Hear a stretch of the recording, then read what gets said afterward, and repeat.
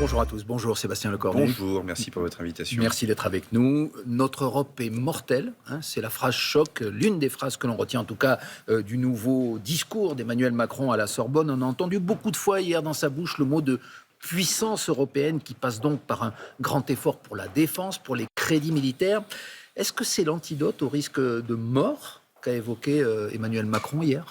En tout cas, les risques d'insécurité, eux, ils sont bien là, avec tous les défis que nous pose la Russie, l'Iran, les proliférations nucléaires, le terrorisme qui n'a pas disparu, les contestations d'espaces nouveaux, les fonds sous-marins, la militarisation de l'espace, les menaces cyber. On vit une époque, objectivement, qui n'est pas que romantique. Et de fait, si la défense est une compétence nationale, on est attaché à notre souveraineté, à notre autonomie, il n'en demeure pas moins qu'il y a plein de choses qu'il faut pouvoir partager, soit parce que ça permet de faire diminuer la facture, de partager le fardeau, soit parce que ça nous permet aussi d'être beaucoup plus résistants. Je pense qu'il y a une phrase hier qui est clé, qui est assez cash au fond quand même du président de la République dans son discours en disant cette Europe qui a délégué sa sécurité à Washington, c'est pas notre modèle grâce au général de Gaulle, qui a délégué son modèle énergétique à la Russie et qui a délégué son modèle industriel à la Chine, cette époque-là doit être révolue et c'est une réalité géopolitique. Vous venez de répéter, Monsieur Lecornu, que c'est une compétence nationale. Ça fait des années, des décennies que l'on parle de défense, excusez-moi, de défense européenne. C'est un serpent de mer qui ne verra donc jamais le jour. Ça dépend quoi. Ce qui est national, c'est l'utilisation de nos forces. C'est le rôle que le président de la République, comme chef des armées, élu au suffrage universel, a. En revanche, l'Europe, c'est aussi un marché commun, un marché unique. Vous voyez bien que nos industries de défense, on a parlé beaucoup d'économie de guerre ces derniers mois, l'Ukraine nous fait redécouvrir qu'il faut produire en quantité. On voit bien que dans un marché commun, soit la Commission européenne agit en freinant les industries de défense, et parfois ce fut le cas. Il y a quelques années, dans lequel c'était sale de produire des armes, dans lequel les entreprises françaises pouvaient avoir des difficultés d'ailleurs avec les instances communautaires, soit au contraire, la Commission européenne, les institutions européennes, le Parlement européen pour lequel on votera le 9 juin prochain, décide d'aider et de favoriser justement le développement de ces industries, en les finançant, en accompagnant les investissements en matière de production et d'innovation. Moi, je suis un enfant de Vernon, donc un enfant d'Ariane. On le voit bien que sur des grands programmes, qui n'étaient pas des programmes communautaires, mais des programmes européens, entre nations, on voit bien d'ailleurs que ça crée de la valeur, ça crée de l'emploi et ça permet de résister au choc des compétitions internationales. Et donc c'est vrai pour un certain nombre de programmes d'armement sur lesquels on a fondamentalement besoin de cette Europe. Mais est-ce que l'Europe joue vraiment le jeu dans ce domaine ? Le président a demandé la préférence européenne. Or, il a aussi souligné en creux, mais tout le monde le sait, que beaucoup de pays, notamment nos voisins allemands, achètent du matériel, notamment aux États-Unis, pour leur système, en tout cas leur projet de système de bouclier antimissiles ne sera pas européen. C'est un exemple parmi d'autres. Est-ce que cette préférence européenne que veut le président et que vous voulez vous-même, elle n'est pas qu'un vœu pieux aujourd'hui ? Pour le bouclier antimissile, on n'en est pas là. L'affaire va durer du temps. Ils n'y ont pas renoncé. Non, mais pourquoi beaucoup de capitales européennes achètent à Washington ? Tout simplement parce qu'elles sont dans la promesse de la part de Washington que Washington viendra les protéger, y compris avec un non-dit, y compris dans ces capitales et dans ces opinions publiques-là, qu'est le parapluie nucléaire américain. Nous, il se trouve qu'on a une dissuasion nucléaire qui est complètement autonome, dans lequel, d'ailleurs, elle a tiré l'ensemble de notre modèle industrie de défense. Pourquoi l'aventure d'assaut ? Pardon, il faut qu'il y ait un parapluie nucléaire français. Mélangeons pas les sujets. Pourquoi on a justement l'aventure d'assaut et pourquoi on est capable de vendre des Rafales ? Parce que le Rafale emmène la bombe nucléaire française. Donc il faut comprendre que notre modèle, il est autonome. Il s'est construit non pas contre Washington, mais en autonomie de Washington. Et ça, personne ne le remet en question. Mais aujourd'hui, on le voit bien, les déclarations du candidat Trump dans cette campagne, qui dit que l'article 5 de l'OTAN, peut-être demain, ne fonctionnera pas. Des voix qui s'élèvent aux États-Unis en disant mais quand même le partage du fardeau, il faut que les Européens en fassent plus. Au moment où les Européens augmentent leur budget de défense, ils doivent comprendre qu'elles doivent profiter à l'emploi industriel européen, à une autonomie industrielle et donc militaire européenne. Une future défense européenne, en tout cas sur certains aspects. Le président a donné des détails. Hier, il a annoncé la création d'une future académie militaire. Il a parlé de cyberdéfense et il a parlé aussi d'une force de réaction rapide qui pourrait se constituer, qui pourrait atteindre 5000 hommes.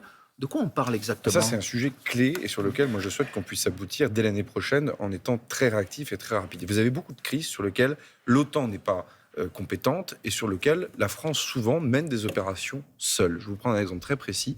Les évacuations de nos ressortissants dans des pays qui sont en crise. Il y a un an de cela à peu près, on a eu une crise importante au Soudan. Je ne sais pas si vous vous en rappelez, on a lancé une opération à Khartoum, on a sorti 1080 nationalités, 1000 personnes, 200 Français ou quelque chose comme ça, 250 de mémoire, dans lequel, au fond, on a mis en place un pont aérien majeur avec des A400M, avec des bateaux.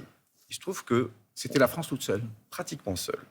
C'est Donc pas un qu'est-ce que vous problème en tant que demandez? tel. De partager le fardeau? Mais ce partage-là, il a du prix, il a de la valeur. Vous avez des missions qui sont militarisées, mais dont l'OTAN n'a pas à connaître, pour plein de raisons, et sur lesquelles on se dit, aujourd'hui, faisons-le en européen. Et ça, pour le coup, c'est du pragmatisme. Et donc cette force-là, qui permet par exemple de faire de la mise en sécurité de ressortissants européens, de citoyens portugais, italiens, allemands, français, on doit pouvoir la monter très rapidement. Il y a en tout cas un chemin dans chacune des capitales au moment où je vous parle pour arriver à le constituer. C'est pour ça que le président de la République l'a mis sur la table hier, parce que j'avais déjà commencé évidemment à construire cette réflexion avec un certain nombre de mes homologues, et on doit pouvoir avancer vite, c'est-à-dire pour 2025. Elle va prendre quelle forme? Ce sera une structure pérenne en quelque sorte? Oui, Une alors vous force savez de que dans notre réaction modèle, il rapide? n'y a jamais d'abandon de souveraineté, contrairement à ce que certains, à LFI ou autres, ont pu raconter sur le Charles de Gaulle récemment. Quand on met des forces à disposition de l'OTAN, de l'ONU, de l'Union européenne, jamais le président de la République, jamais le chef d'état-major des armées, jamais le Parlement, jamais le ministre ne perd le contrôle constitutionnel sur nos forces. Une fois que cette chose-là est dite, oui, on peut mettre des forces à contribution qui permettent d'avoir une réactivité très forte en cas de crise. C'est vous-même qui venez de l'évoquer. Le porte-avions Charles de Gaulle sous commandement de l'OTAN, ça a choqué un certain nombre de personnalités dans la classe politique. Vous trouvez cela normal? Ça a choqué Jean-Luc Mélenchon, qui a été candidat à Et l'élection le Rassemblement présidentielle. national. Oui, des gens qui donc prétendent exercer des responsabilités importantes en devenant président de la République et chef des armées, et ne disent pas à nos concitoyens que précisément il n'y a pas de commandement. Le commandement, il est français. En revanche, vous avez une mise à contribution de ces forces qui passe sur un contrôle opérationnel de l'OTAN. Savoir si le porte-avions Charles de Gaulle, il est comme ça ou comme ça, savoir quelle est la route maritime par laquelle il va passer, c'est du bon sens, parce que lorsque vous faites ce genre de mission, vous emmenez des frégates italiennes, des frégates grecques, des frégates espagnoles, des sous-marins, et donc par définition, vous construisez autour du Charles de Gaulle une coalition. Mais ça sert à quoi un Mais il y a porte-avions? quand même une nouveauté, il n'était Ça pas sert à dans quoi une un flotte de l'OTAN. porte-avions? Ça sert à créer des coalitions, et je rappelle que la France a créé l'OTAN. Donc arrêtons aussi de... La question n'est pas l'OTAN, sauf à tomber dans un anti-américanisme primaire, qui est malheureusement un peu le problème de nos extrêmes, en tout cas dans la vie politique de notre pays. Le sujet, c'est que la France reste autonome et forte au sein de l'OTAN, mais ça, c'est un bon débat pour les élections européennes à venir. Il nous reste 2 petites minutes pour évoquer un sujet très concret que vous allez signer ce matin avec votre homologue allemand. Vous parlez de char du futur, un char franco-allemand. En quelques mots, et pourtant le sujet est vaste, encore une fois, c'est quoi et c'est quand ce char du futur? Tout le monde connaît globalement ou de loin, en tout cas, le char Léopard allemand. Tout le monde connaît bien notre char Leclerc en France, dont on va démarrer la rénovation à mi-vie. Le sujet, c'est en 2040, quel char on doit avoir. Et aujourd'hui, les chars, en général, dans les armées européennes, n'ont pas les mêmes diamètres d'obus, n'ont pas complètement les mêmes paramètres. Et pour être honnête aussi, en 2040, on aura une concurrence internationale sur le segment du terrestre qui va être très très forte. Les Indiens désormais produisent plein de choses, des pays sud-américains, etc. Un char binational. Alors ça fait longtemps qu'on en parle, pour être honnête, y compris du temps du général de Gaulle. Pierre Messmer entretenait déjà des discussions avec son homologue d'Allemagne de l'Ouest sur le sujet. Donc les gaullistes avaient déjà eux-mêmes pensé d'ailleurs à ce genre de choses.